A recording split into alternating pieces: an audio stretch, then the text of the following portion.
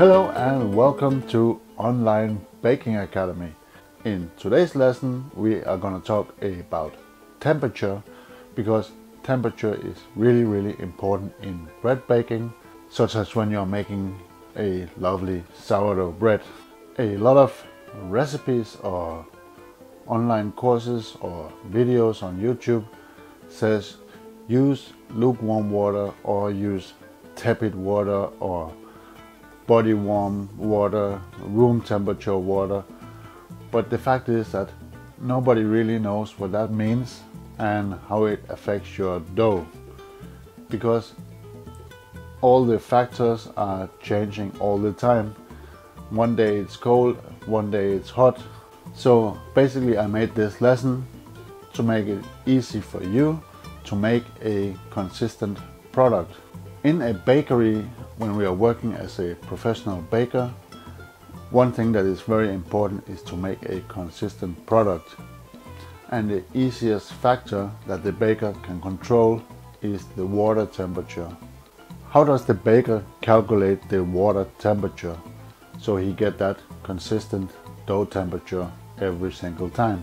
Well, there is a very clever formula called DDT, and it means desired dough temperature. So basically it is a formula where you calculate your desired dough temperature. And how do you do that? You take all the factors that can impact your dough temperature, such as room temperature, flour temperature, temperature of your sourdough starter or your levain, and finally something called the friction factor, and that is the temperature rise that you can expect in your dough from mixing or kneading. Let me give you a quick example.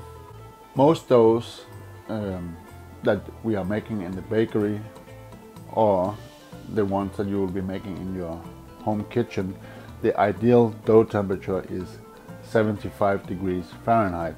So the formula says you need to find your base temperature, and you do that by multiplying your desired dough temperature with the amount of factors that can impact your dough temperature. So in this example we will have 4 factors. We will have the room temperature, the flour temperature, the temperature of your sourdough starter, and then the friction factor. So that is 4 factors. So we multiply 75 degrees Fahrenheit with 4, that is 300. So now we have our base temperature. So what you do now is you start to subtract the key factors that are impacting your temperature. So we're gonna subtract the room temperature, and for this example we say it's 65 degrees Fahrenheit. Then you're gonna subtract the flour temperature, and for this example we will say that is 65 as well. And finally you're gonna subtract the temperature of your levain or sourdough starter, and in this example we will keep it simple and we say that is 65 as well. And then we have something called the friction factor. For this example the friction factor is 8 degrees Fahrenheit. So we take our 300 minus 65 for the room temperature, minus 65 for the flour temperature, minus 65 for the sourdough temperature, and minus 8. Then we get a number 97, and that means that your water temperature should be 97 degrees Fahrenheit. Then when you finish mixing your dough will have a temperature of 75 degrees Fahrenheit every single time. So now you might ask yourself, what is the friction factor and how do I find this number?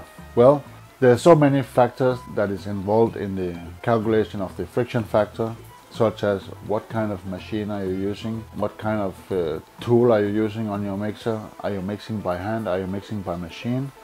So this is just an estimate. If you have like a KitchenAid and you mix 3 minutes slow and 4 minutes fast, the friction factor is 22 degrees Fahrenheit. And if you mix by hand, obviously it's not gonna affect the temperature as much, and the friction factor is 8. I have also made a PDF guide to this formula, and I have also made like a very smart calculator in Excel and in numbers. If you want to get this, you can go to Online Baking Academy, and there's a small course or tutorial. It's completely free. All you got to do is sign up for the course, and then you can download the files. I hope this little lesson brought you some value, and I hope that it is going to help you to make fantastic bread every time, and see you next time.